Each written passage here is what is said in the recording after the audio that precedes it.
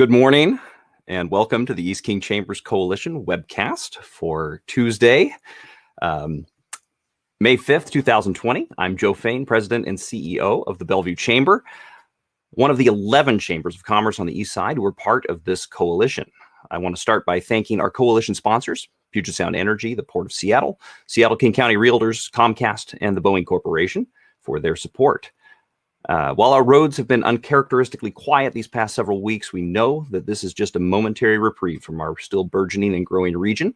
With economic recovery on everyone's mind, infrastructure investment is starting to get more attention at the state and federal levels. And today we're joined by some of the key legislators in the House and Senate charged with planning our state's mobility future.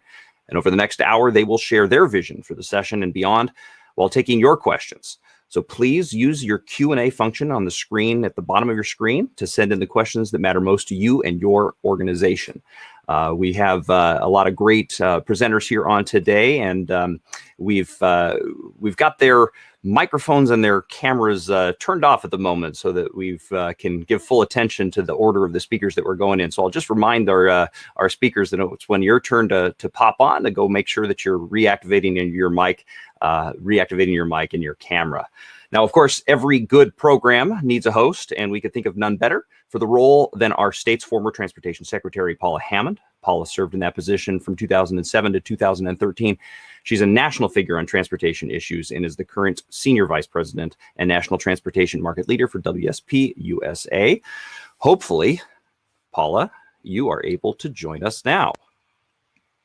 See and hear me. Oh my gosh, the technology works. It's amazing. Isn't it great? We've had our test this morning. This is good. We have definitely had a bit of a technology start today. Well, I really appreciate you taking the time to be with us today. We've got a jam-packed a group here of the key transportation leaders in our state, and of course, you, one of the most well-respected transportation leaders in our state. So I am just going to hand this off to you, and good luck. And again, thanks so much for being part of this today.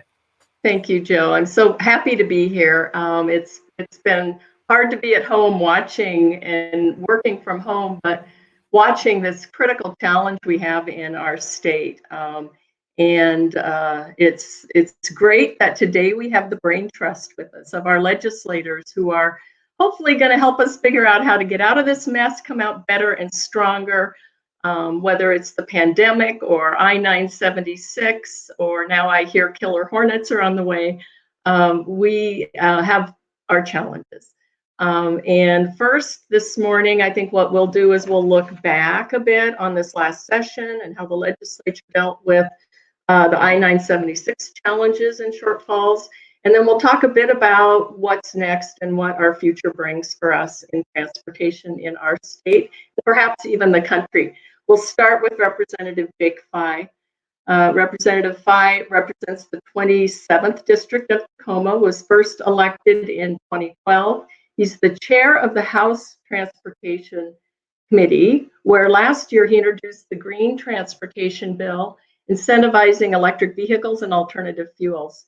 Representative Fye has served on the Tacoma City Council and Deputy Mayor of Tacoma, as well as on boards of Sound Transit and Pierce Transit. So very engaged in all modes of transportation. So we'll start with you, Representative Fye. Last November, we talked about the voters approved I-976. Tell us about the process the legislature went through that led to the adoption of the supplemental budget this year, and the protection of major corridor programs, which we all appreciate. What should we expect in the next biennial budget, which is 2021?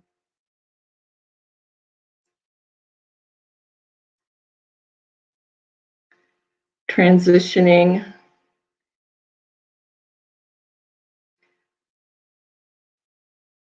I believe Senator or Representative Fye, if you click your microphone and your camera, we'll see you. If it takes you back to the main screen, just click everything back on again. Can you hear me now? We can. Great. Thank you for joining us. We don't see you yet.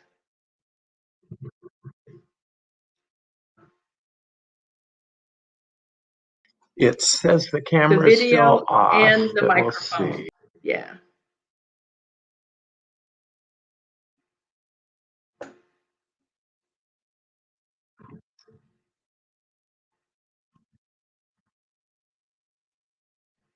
That's it. That should be it. If your camera is on. Is my camera on? No, we don't see you. Just my audio seems to. Yeah.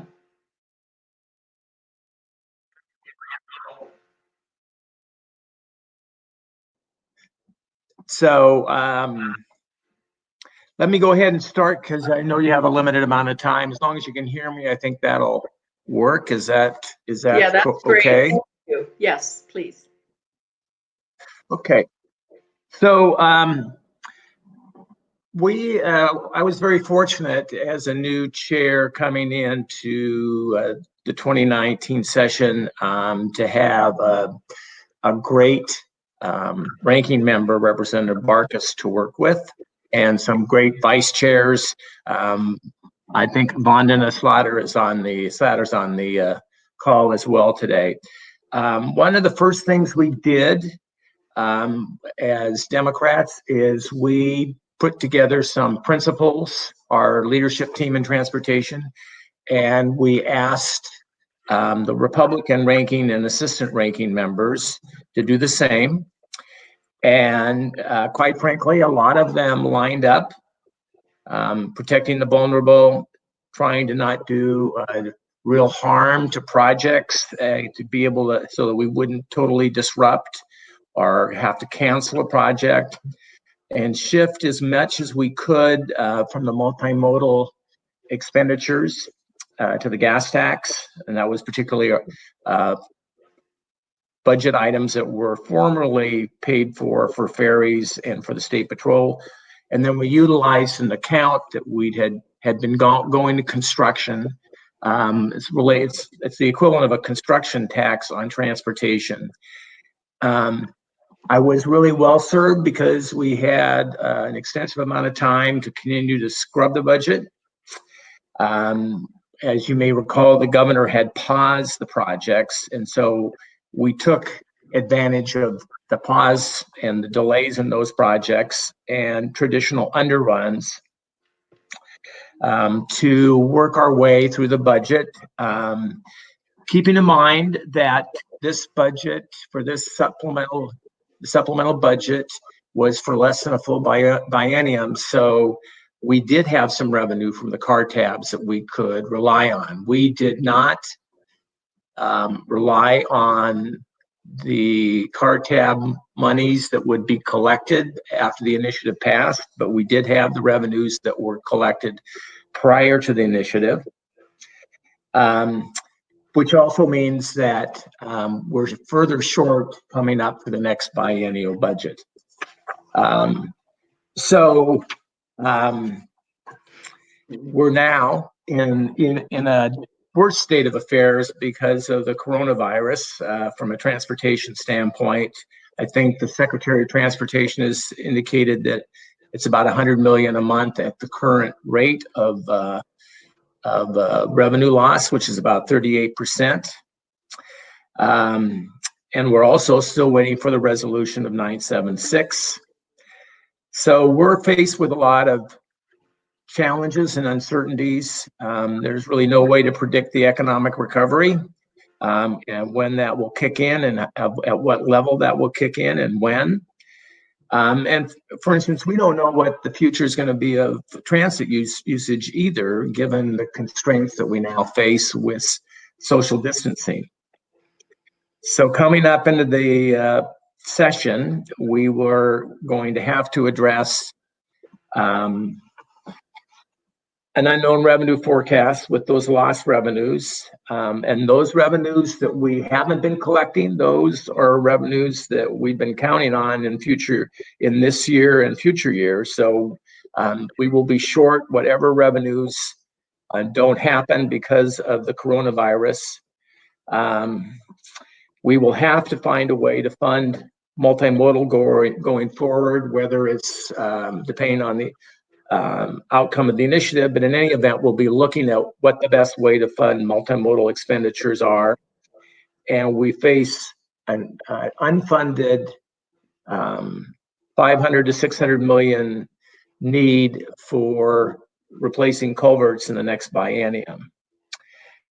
So that sort of brings us to what we're going to be doing. And I will be putting together with the vice chairs, and I hope to a large extent on a bipartisan way, to try to come up with some solutions to these shortfalls to our revenues. And as it turns out, there will be an effort by the Joint Transportation Committee that will be looking at needs and revenues, and we will be taking a look at those, everything from the road usage tax to tolling to public-private partnerships. I'm not certain about what will emerge, nor am I certain whether we're going to be able to handle all these issues during the 2021 session. I hope that gave you a start in terms of explanation of where we're at. Sorry about the video. I'll keep working towards trying to see if I can find that message to get it turned on. So thank you. Thank you. That's great. And we have 5 speakers today. So just sort of as a projection of what we'll do, we're going to want to talk more about what Representative Fye mentioned. But I'd like to give each speaker a chance to answer their first question, and then we'll come back with additional questions or questions from those who are attending the webcast. So type your questions in, we'll monitor those and ask as many of those as we can as well. Next, we have Senator Steve Hobbs, who joins us from his on-duty station of being in the Army National Guard. He has served as the chair of the Senate Transportation Committee. He represents the 44th District of Snohomish County. He is also a lieutenant colonel in the Army National Guard and directing the Guard's efforts now to support food banks in Western Washington in response to COVID-19. Senator Hobbs only has a half hour with us today, so we want to make sure we get to him and ask any follow-up we may have of him. And he's been at work, we know, for several years on another statewide package for transportation, and would like to hear a little bit more about that and how that shapes into what Representative Fye just talked about, which is the effort that's going on transportation needs and understanding revenue sources, etc. Senator Hobbs, in recent sessions, you offered a discussion draft of another package, which I mentioned, and how might that look different over the summer months? So much is going on that's changed our world from last year to this year. Would changes more likely be to the project list, revenue sources, and how do we protect those commitments we've made as a transportation industry on the corridors that we're investing in today? Hey, Paula, because I'm on a military base and I'm using a Wi-Fi that is usually for civilians. Can you just repeat the last part of your okay question? I got the first part of your question. Bit of a lag. So you've had a concept of a transportation package, and I'm wondering, with what's going on in the world, right? We've got revenue shortfalls, we may have shifting of modal usage, etc. How might a package that you all work on together change for next year? And do you anticipate changes to the project list, new revenue sources, or what all would be on the table for a new package? Right. No, I don't see any changes to the project list or the revenue sources at this point. That doesn't mean there won't be moving forward. I think that we're going into a recession, and so is it, how do those certain revenues affect the economy of our state? Does it make it worse? Does it make it better? The other thing that we need to look at is that we might have an opportunity to pass the Forward Washington is what I'm calling it, using a carbon tax or a cap and trade system, because the oil prices have crashed and gone so low that the potential that we could still do a carbon tax or a gas tax and it would still be lower, or that the cost to the consumer would still be lower than it is right now, because it's still tanking. So maybe it's an opportunity. Typically if gas prices were high and we're in a recession, you probably wouldn't want to do that. But in a situation where, with the flood of oil because of Russia and Saudi Arabia fighting one another in the oil markets, and basically our U.S. oil markets are on their knees, maybe it is an opportunity to pass a transportation package based upon carbon tax or gas tax, only because that the price of fuel will be so low that it won't be as a big impact to the consumer. But time will tell. Things can change between now and then. I think that having a transportation infrastructure package might insulate us from the dramatic effects that the recession, or some people will say a depression, that might happen following next year.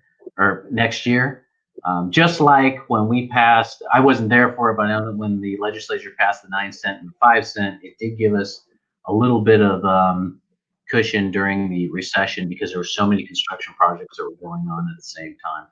So we still have to look at it. There's still analysis to be done, but I would like to see us at least still working on this and considering an infrastructure package. Do you think with the price of gas and the recession that we see coming, that it's finally time to talk about indexing of the gas tax, so that as the economy grows, that the gas tax can remain somewhat reliable and stable with sustainable revenues? Is that something that would be on the table? Oh, were you saying indexing the gas tax? Mm-hmm. Oh, yeah. I've heard this idea before. I'm not, I'm not cold to it. I guess it's just worth further looking at, not against it.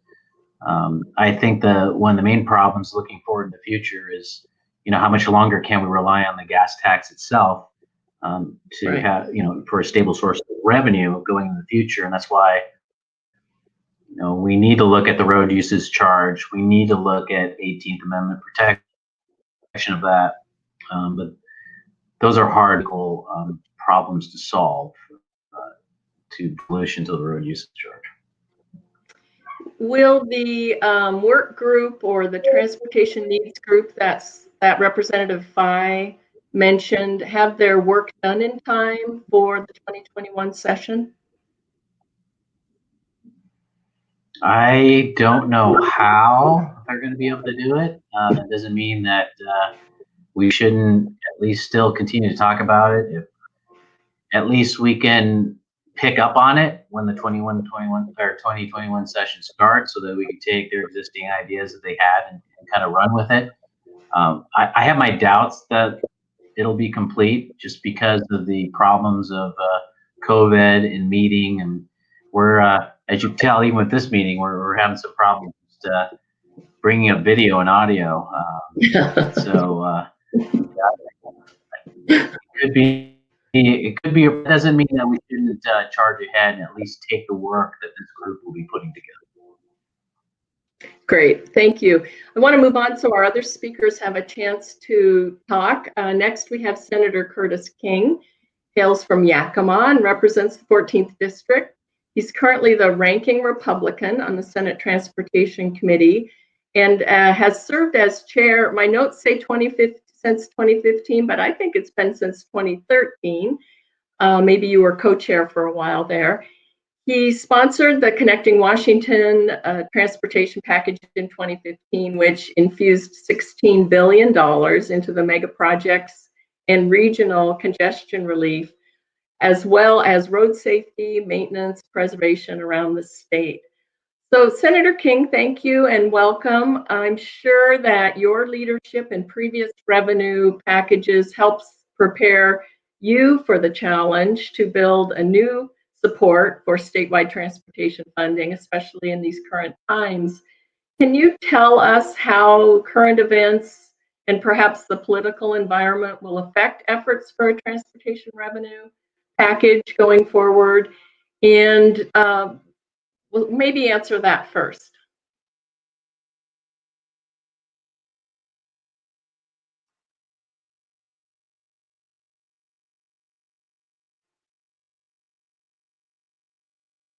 Senator? I'm sure he's like me and furiously clicking buttons trying to get back on.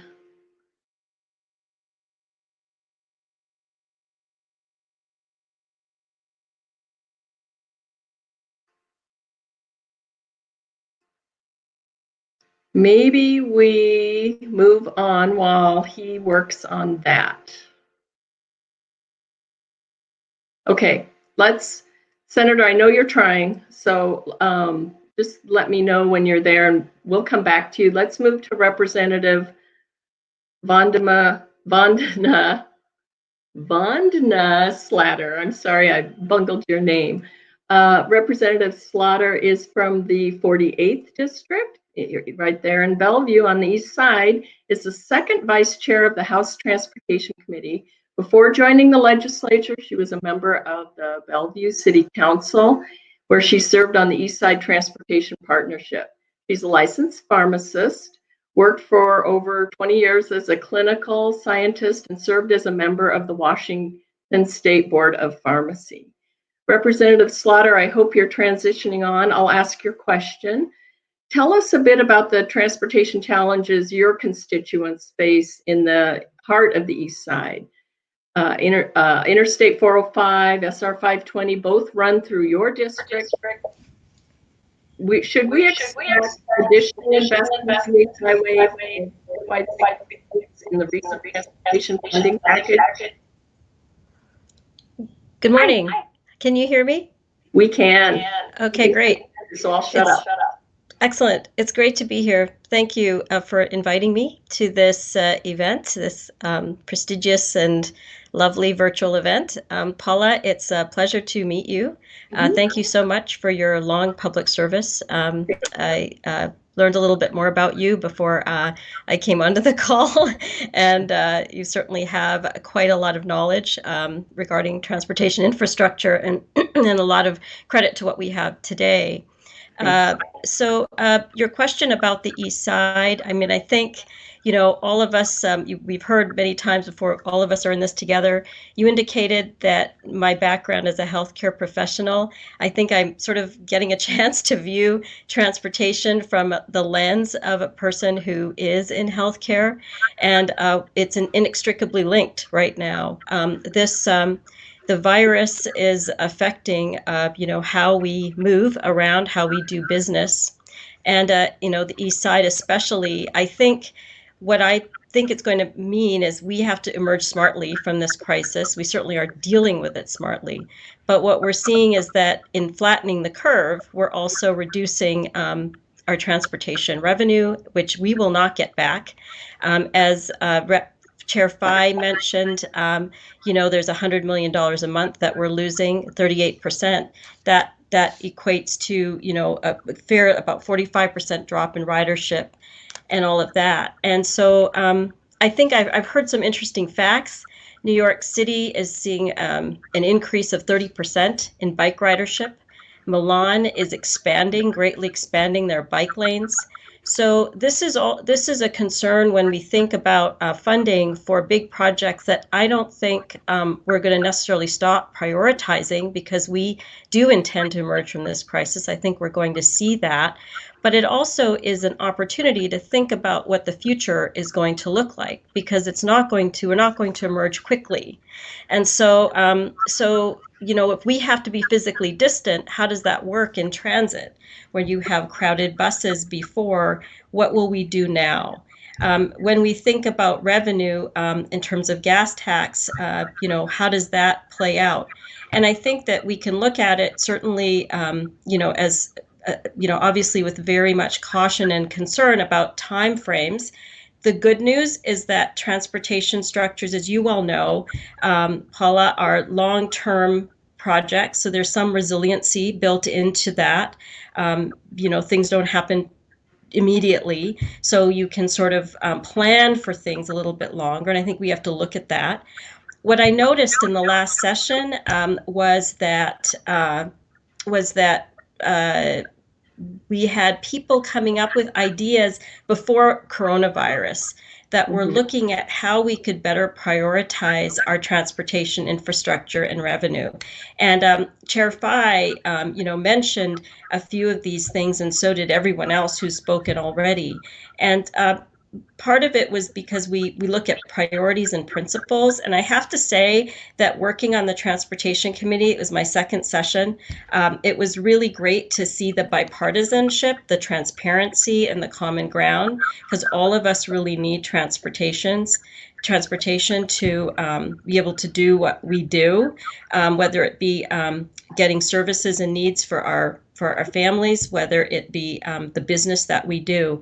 To speak sort of more specifically about the East Side, I would say that we're in an interesting place because we have a lot of technology companies here. So we see sort of that online, that tech, that's growing, and that's something that people are using, and how we'll connect and be mobile in the future will be completely impacted by that and affected by that and driven by that. Maybe we have a lot of leaders here. We have people, a lot of tech workers that can work from home, but we also have a lot of essential workers. I mean, there's quite a lot of people who do need to travel to work, and we have to think about that as well.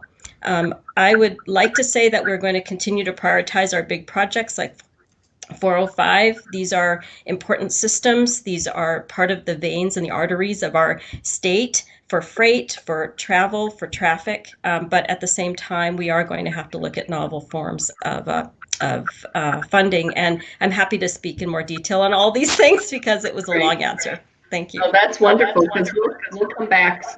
Triggered some questions, I'm sure. Senator King, are you back with us?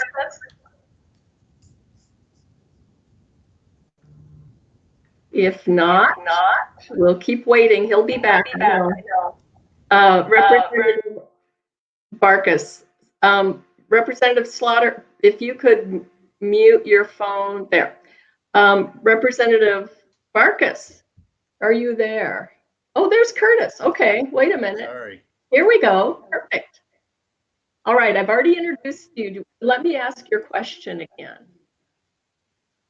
You were instrumental in passing the 2015 transportation package.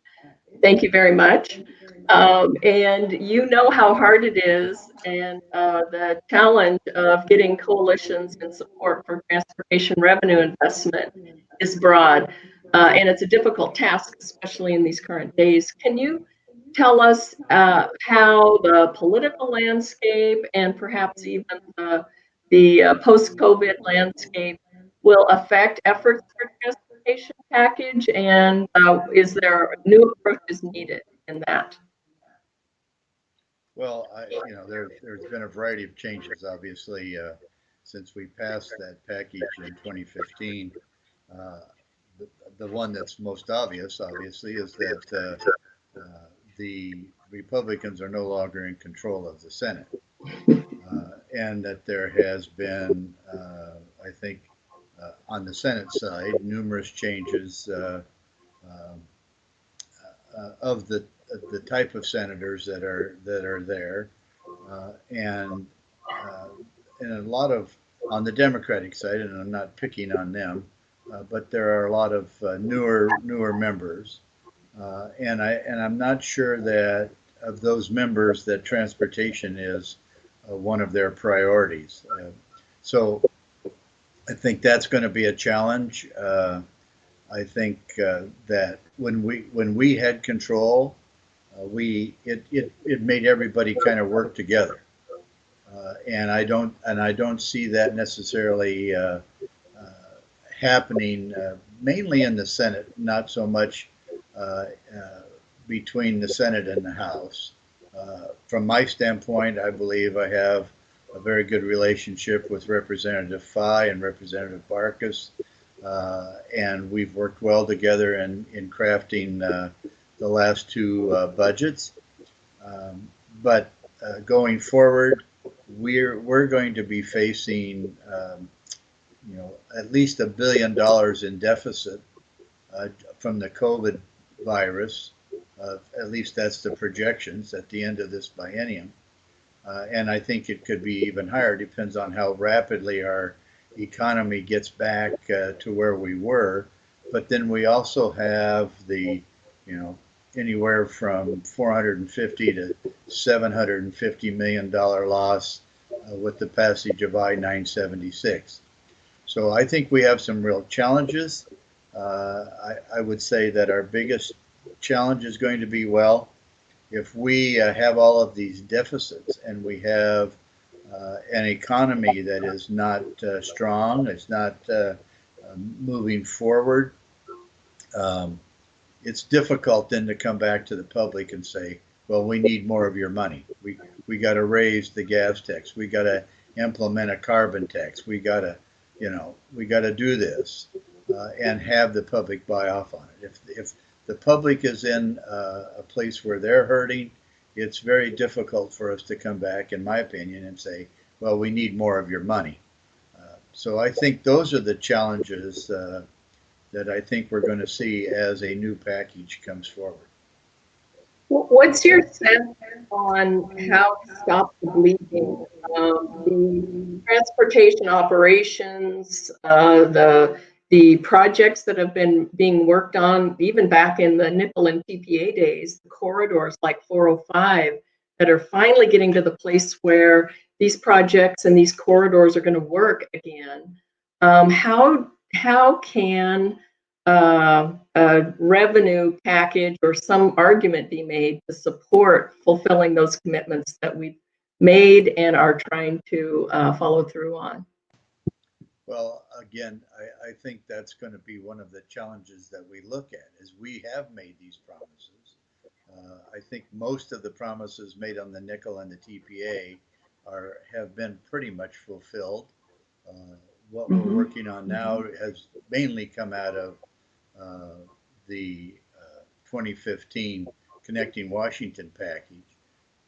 Right. But as you look at what's happening now, ferry ridership is down anywhere from 80 to 90% in some cases. The tolling revenue is down sometimes 30 to 60 to 70%. All of our revenue sources are down. Gas tax is down because people aren't driving. So obviously that's where we're seeing this shortfall. And so then how do you balance that? And even transit ridership is down 80 or 90%. So how do you balance all of that? And again, it's going to be, in my opinion, related to how fast does our economy recover? How fast do we get people back to work? And then what is the effect? We've had almost 8 weeks now, maybe even closer to 10, of people working from home. Now, I don't know in the private sector what percentage that is, but I know that in the public sector, that almost everybody in transportation, as an example, is working from home. Mm-hmm. So when we get back and we start to work, how many of those are going to say, well, I can work from home 2 days a week and still be effective and still, be efficient? If that's the case, we're going to see maybe 10%, 15% less cars on the road, less ridership in transit, less ridership and cars on our ferries.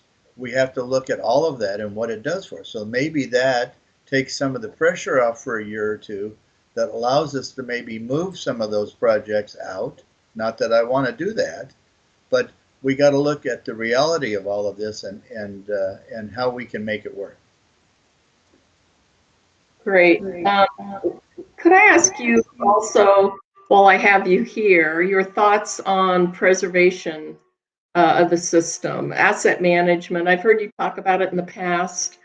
Do you feel like we've given that enough attention in our previous packages, or do you think that just where that stands in the ranking of prioritizing any new investments? Well, I think it has to be one of our top priorities.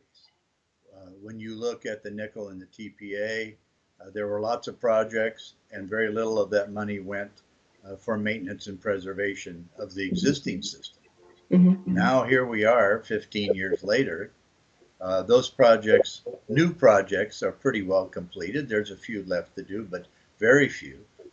Some of those have been online now for 10, 12 years. Now they're ready for maintenance and preservation. So we've added to this, but we have not increased the amount of money that is there to support fixing our maintenance and preservation problems. And that is a huge challenge for us. It's in the multi-billion-dollar range. And then you factor a $3 billion culvert problem on top of that. I think those are the things that when we get back, we got to look at how do we do that. It makes very little sense to me to be looking at all of these new projects when we can't maintain what we already have. And I think that's got to be one of our priorities as we go forward, as we look at how do we fund our transportation system and make sure it's as good and as viable and effective as we can possibly make it. We got to take care of preservation and we got to take care of maintenance. And I think that's got to be one of our top priorities. Great. Well, move to Barkis and give him a chance to give his thoughts. Representative Barkis represents the 2nd District, where he lives with his wife and family in Olympia, and is a local business owner. He was appointed to the legislature in 2016 and now serves as ranking Republican on the House Transportation Committee. He also serves on the Housing and Community Development Committee. It's a great nexus between those two. And he has led efforts to increase our state's housing supply. Representative Barkis, we see you. I think we're going to be able to hear you. Let me ask your question. We've heard from Chair Fry about this year's supplemental transportation budget. Could you give us your take on the process and how that might set the tone for a statewide package next year, or as Senator King says, maybe not next year, but in coming years? Do you think that investing in transportation and housing together could be a jump start on our economy? Sure. Now, can you hear me okay? Yes, great. Thank you. Okay. I just had something flash across as my microphone wasn't working, but it seems to be working okay. So, well, thank you for the opportunity to join you all today. I'm sitting here extremely bummed out listening to my colleagues, so I'll try to be positive and happy. The good news is I have to drive north a little later, and it only takes me about 35-40 minutes, which is really positive news. So there are some upside benefits, I guess, to this. But well, I will say that just to echo what Chair Fry said, I've had the pleasure of working with him now for last couple years, and I think we have a great rapport in the same manner that we have a very good rapport with Senator King and Senator Hobbs in the Senate. In working together to find solutions. We knew going into this last supplemental budget that we were going to have challenges. We were prepping in October. We were waiting for the results of the initiative, and once it passed, we knew we had our work cut out because of the economic impact there. I want to say, first and foremost, I am glad that we took the approach, even amongst the court challenges, even amongst the injunctions to pause 976, we took the approach that that initiative passed, and therefore that revenue was no longer there for us to work with. And that really set the framework for the work that we had to do.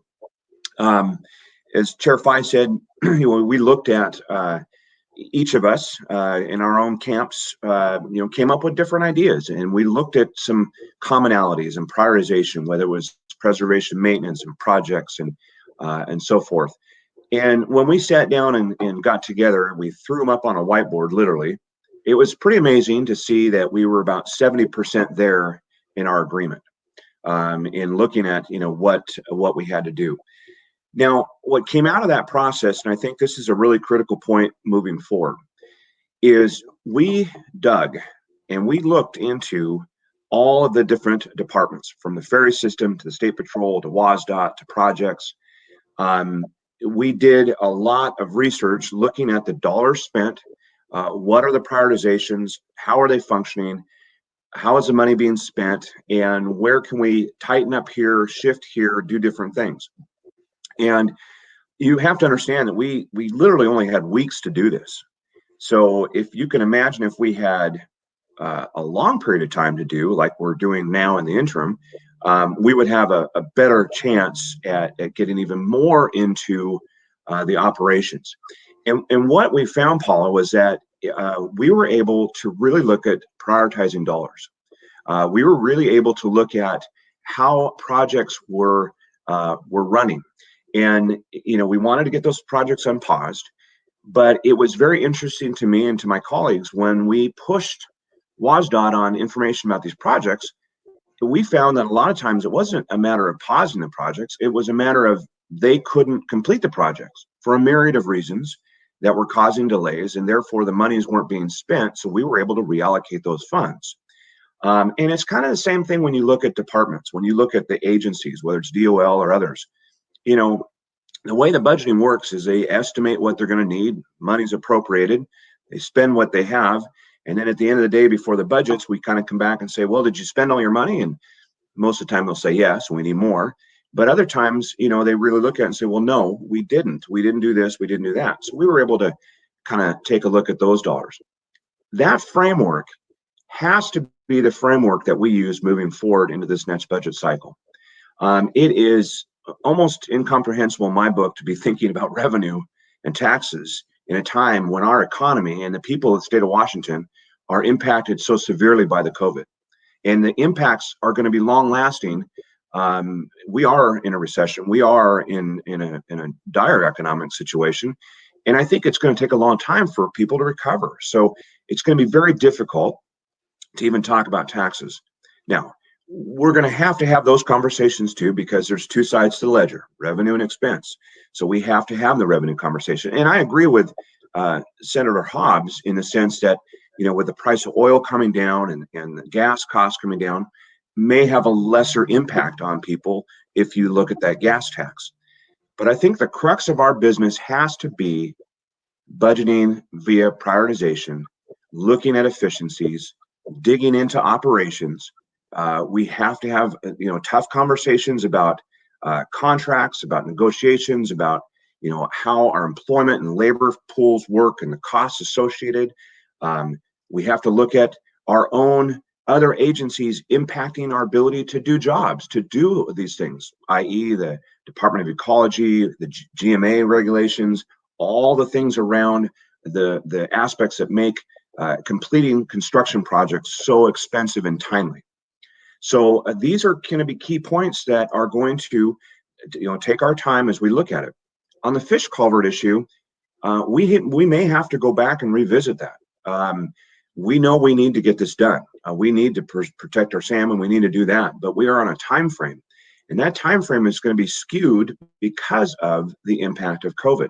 And if we're applying that same thought process on other things, we should apply that same aspect of the impact of COVID-19 on the fish passage barrier removal project, and even in the courts. So that's something we have to think about, maybe to give us a little more time to be able to do that.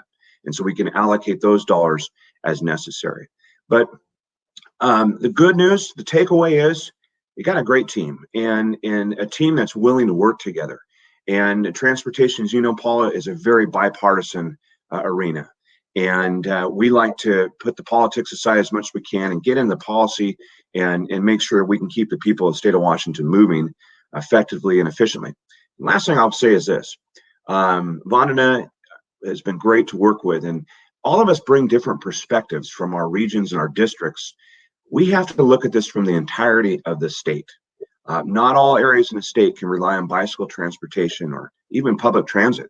We have to look at the entirety of what Eastern Washington and the far reaches to our Puget Sound region, to our southern area. I mean, we have to look at it all, and it really isn't a one-size-fits-all approach, although sometimes we have a tendency to think really Puget Sound centric, because that's, of course, where our employment and population base is so much, but it does make it a little more challenging. So thanks for the opportunity to share a little bit, and hopefully a little positive news there too, that we will get through this. We will roll up our sleeves, we will do the work, and we need to get Washington moving again real soon. I think those are great points. I'm going to invite all of our presenters to click their cameras back on and their microphones. And I'll ask a few questions. Great. I'm wondering if Representative Fry has maybe mute your like Representative Fry, are you there? He's out there somewhere. Well, let me ask my question. I heard we've had a lot of questions from the attendees that have centered around other revenue sources. And I think they're all centered around this notion that we hear the department project the losses in tolling and traffic gas tax usage to be about $1 billion between now and the end of the biennium. So some of our attendees are questioning, how are we going to be able to fill this gaping hole just to keep doing the basic things we're doing or finish projects that are underway or that have just started? Are there other sources of revenue that in this emergency time could be used to fulfill those commitments, keep the transportation system moving, which is really, as we know, the heart of the economy? Who would like to answer that? Okay. Thank you. I raised my hand. So I do think, and it was a little bit jarbled coming through, but I think the gist is, are there other sources that we can look at? No. Last session, part of our caucus's plan was to look at sales tax related to automobile sales from the general fund and see if we could take some of those general fund dollars that are where the nexus was in the transportation arena. Thanks. I still believe that is something that we can, look at and talk about.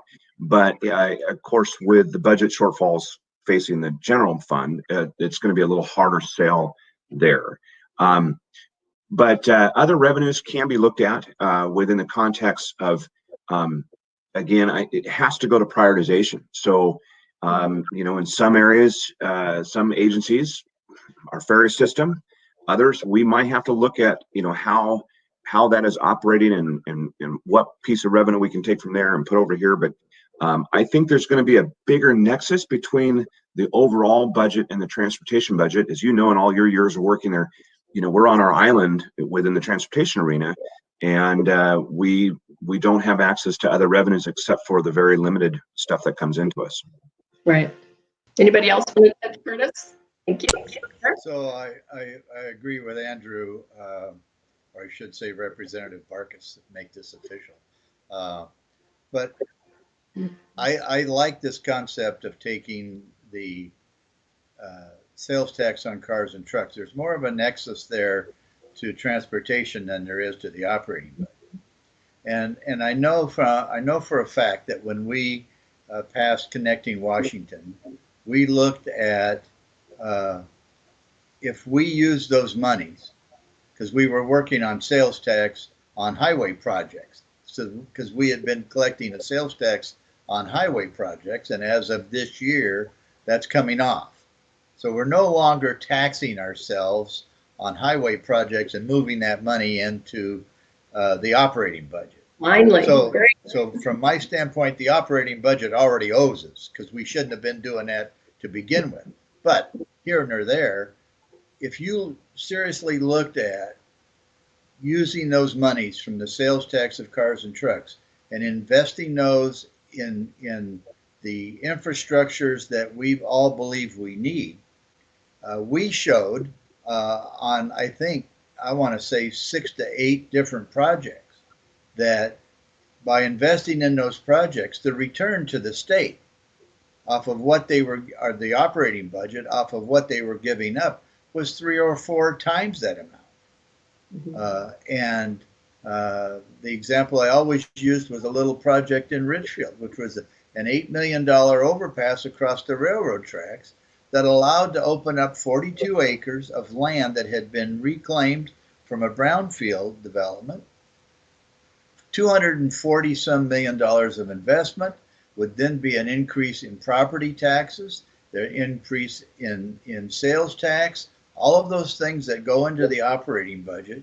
We could show that that $8 million investment returned to the state 3 or 4 times that amount. And I think that's where we make this nexus. Now, it isn't all going to happen at once, and that's the challenge. But I think if we do it correctly and we do it wisely, we can do it with minimal effect on the operation.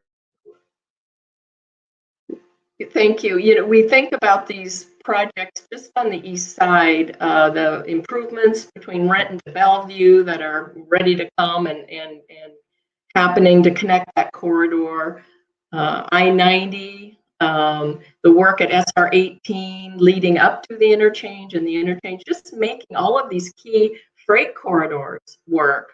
It's a big risk to our state's economy if we let these projects fall by the wayside in this economic downturn. So I'm wondering if Representative Fye is out there. He pops in and out, and I'm sure he has something he wants to say. But I'd also like to ask, are any of you connected to what's happening at the federal level and the conversations around either a transportation stimulus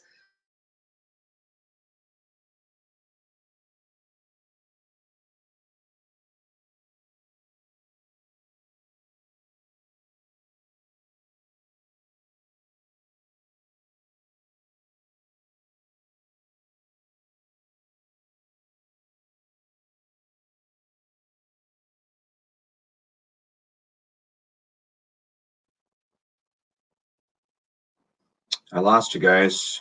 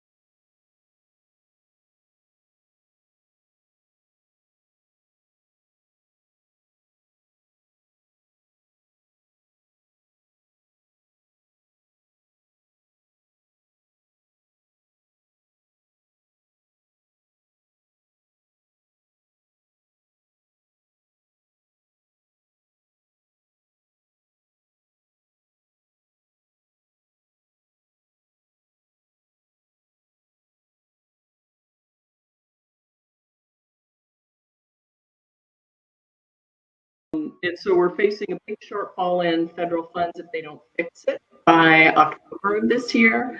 But they're now also talking about a stimulus. And the 50 State Association, AASHTO, has asked Congress, don't give us federal money with all the strings that you did in the 2009 Recovery Act during the last recession, because they really don't want to have to go to shovel-ready projects when they're bleeding, literally, of their day-to-day revenues they need to sustain operations, maintenance, preservation, etc. So they're asking for federal money that is usable and flexible for each state's needs. And I don't know whether our speakers, I see Curtis is back, Senator King, are there conversations that you're having with the delegation on a recovery or stimulus package or a reauthorization that can help shore up some of the losses that we're seeing? Well, I've had previous conversations, but not probably for 6 or 8 weeks. They occurred right at the end of session with some of our congressional delegation and with our senator as well, one of our senators' offices as well. And I agree. We in talking with DOT, which we do at least weekly, if not 2 or 3 times a week. This has been one of the discussions. Is well, we're hoping that maybe the federal government will give us $1 billion. Well, in my opinion, that doesn't even touch the surface. I mean, we need help on, as we have said, we need help on culverts. We need help on just the day-to-day maintenance and preservation that we have. But then I think there is a real nexus to the federal government being involved in the Columbia River Bridge, the Hood River Bridge, the US 2 trestle. All of those things are where the federal government should be involved. And I think even involved in our culverts, because they were all built to federal standards, I can guarantee you. Well, now those standards don't work, and they should help us get through that. So I'm hoping that we need to have more conversations with our delegation, and I think the ask ought to be more like $4 or $5 billion, so that we can address these things and take some of the pressure off of the citizens of our state that are already suffering. Thank you. Others? Representative Barkis. Hey, sorry about that, guys. It all of a sudden kicked me off and I missed the question. Is this our wrap-up question? We're talking about federal stimulus from USDOT and Congress. Sure. Either a stimulus or fixing the Highway Trust Fund through shoring up the revenue losses that they have. Yeah, I think that, based on what I heard the senator say, we definitely have to put a little more pressure on our federal partners for the projects that benefit the entirety of our country. Especially because of especially on our because of our ports and everything else that we have that is so vital to the entirety of the country. But based on our earlier conversations in this webinar, there is only a finite supply of tax revenue in the entirety of the country, and it is being the pressures put upon our federal government right now just to bail and help people with stimulus and everything else. It's going to be a hard ask to even go to the feds. So they're going to have to, and we can work with our delegation to have the conversation about looking at infrastructure projects, the federal gas tax, some of the different things, and also, creating almost like the shovel-ready programs of the last recession that we had, and maybe see those dollars translate better to us here in the state of Washington. We definitely have to keep talking with our federal partners, but I do think it's going to have we're going to get the same response with the financial issues that the feds are facing too. Joe, Representative Slatter has the word. Thanks, Paula. I lost you there for a bit. I think the screens all kind of froze, so I don't know what I've missed or what I haven't missed, but I'm going to go with the last thing I've heard. Obviously, coordination with all levels of government is going to be vital. Just as we're all in this together, we often hear. And, to Rep. Barkis's point about the other parts of the state, the rural areas versus urban, it's really important that we address the different needs. And, it seems like when we heard everybody speak, everyone was talking about priorities, right? That safety, preservation, the ability to be mobile and connected and get to work and get home and, make sure that you feel safe, that, first responders and essential workers and all of those things nobody disputes. What I think is interesting and important is that we are using data to emerge from coronavirus in our state. And I really think we're going to need to have good data and good predictive modeling, if we can even do that, based on assumptions that we haven't necessarily used in the past, but assumptions that will be defined as we move forward in the future. Because there's going to be a lot of opinions. There are a lot of opinions. The problem is that we don't know which opinions make sense and how we should address this. So, I think at a statewide level and understanding the health risks and understanding, keeping people alive has been a priority, but also bringing the economy back. We've got people going on ventilators, our neighbors, first responders are talking about. We also have an economy that is on life support. And both of those things are not working together, right? So being able to emerge from this smartly will require understanding of really solid facts and data, not just opinions. It will require everyone to work together in ways that I believe are unprecedented. We have to preserve bridges and roads that are not safe for people. Those have to be priorities, but we also have to look at new ways that people are operating and working. And how do we then fund that?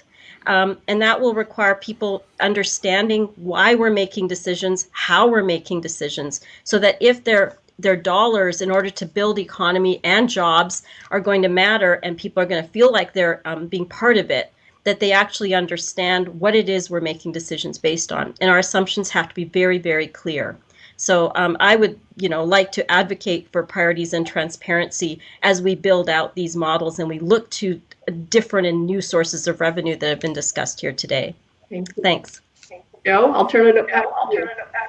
Well, thank you. And I'm gonna once again apologize to all of our folks who have been very patient with us today on the system, and particularly appreciative to my good friend Curtis King there. He is the only person that I have been on a webcast or a Zoom call or anything else with who has worn a tie at one of these things. And if I was asked a week ago who would be the only person to wear a tie, it would certainly have been Curtis King. So thank you so much, Curtis, for being here. And thank you to all the other legislators. And of course, thank you to Paula for being willing to moderate this here today. A lot of great information that we should all really be thinking about, especially that last question about federal involvement. And we'll have an upcoming webcast where we're talking with some of our federal congressional leadership about the prospects for federal action and how that could affect our state's budget. We hope that you'll join us this Thursday as the Bellevue School Superintendent Ivan Duran, Washington State Secretary of Children, Youth, and Families, Ross Hunter, and Chris Reichdahl, our State Superintendent of Schools, are going to be looking at the future of education and childcare through COVID and beyond, something that is certainly near and dear to the hearts of many of us parents, especially of young kids, who love having our children around us 24 hours a day.